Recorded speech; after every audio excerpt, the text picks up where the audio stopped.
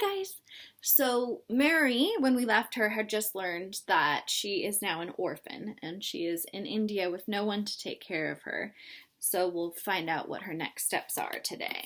Chapter 2 is called Mistress Mary Quite Contrary. Mary had liked to look at her mother from a distance, and she had thought her very pretty. But as she knew very little of her, she could scarcely have been expected to love her or miss her very much when she was gone. She did not miss her at all, in fact. She's just a horrible person.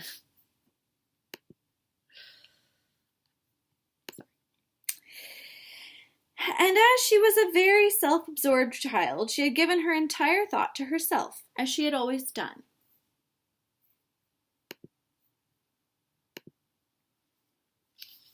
If she had been older, she would no doubt have been very anxious at being left alone in the world.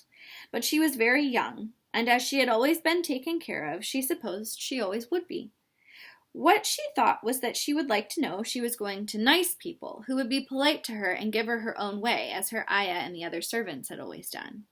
She knew that she was not going to stay at the English clergyman's house where she was taken at first. That's like a pastor of a church.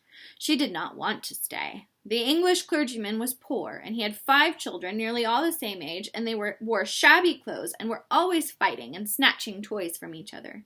Mary hated their messy bungalow and was so disagreeable to them that after the first day or 2 no one would play with her. By the second day they had given her a nickname which made her furious. It was Basil who thought of it first. Basil was a little boy with impudent blue eyes and a turned-up nose, and Mary hated him. She was playing by herself under a tree, just as she had been playing the day the cholera broke out.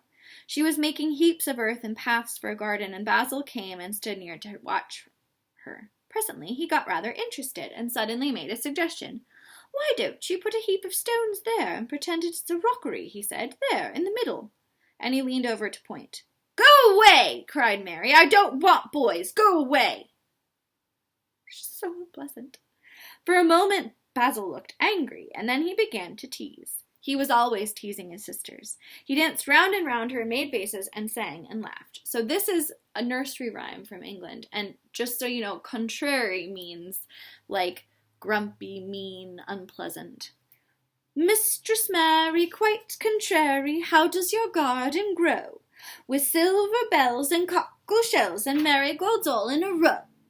He sang it until the other children heard and laughed too, and the crosser Mary got, the more they sang Mistress Mary Quite Contrary. And after that, as long as she stayed with them, they called her Mistress Mary Quite Contrary when they spoke of her to each other, and often when they spoke to her. "You are going to be sent home," Basil said to her, "at the end of the week, and we're glad of it." "I'm glad of it, too," answered Mary. "Where is home?" "She doesn't know where home is," said Basil with 7-year-old scorn. "It's England, of course. Our grandmamma lives there, and our sister Mabel was sent last year. You are not going to your grandmamma. You have none. You are going to your uncle. His name is Mr. Archibald Craven." "I don't know anything about him," snapped Mary. "I know you don't," Basil answered. "You don't know anything. Girls never do." Rude. "I heard Father and Mother talking about him. He lives in a big, great, desolate old house in the country, and no one goes near him. He's so cross he won't let them, and they won't come if he would let them. He's a hunchback, and he's horrid." "I don't believe you," said Mary, and she turned her back and stuck her fingers in her ears because she would not listen any more. But she thought over it a great deal afterwards, and Mrs. Crawford told her that night that she was going to sail away to England in a few days, to go to her uncle, Mr. Archibald Craven, who lived at Misselthwaite Manor. And she looked so stony and stubbornly uninterested that they did not know what to think about her.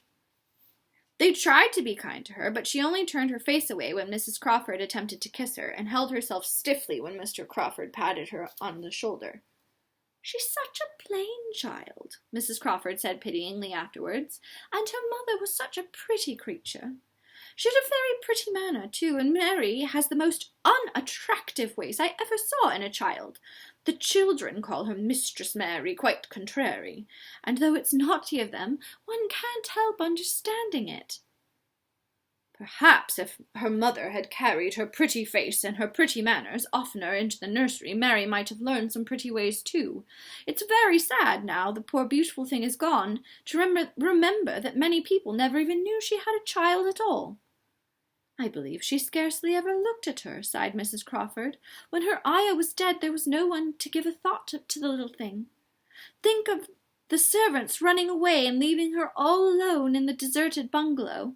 Colonel McGrew said he nearly jumped out of his skin when he opened the door and found her standing by herself in the middle of the room. And we'll leave Mary there today. So she is about to leave on a ship, because back in this time, remember, there's no like airplane flight where you go for a few hours and you're there. So she's going to get on a ship and sail all the way from India to England to be with her uncle.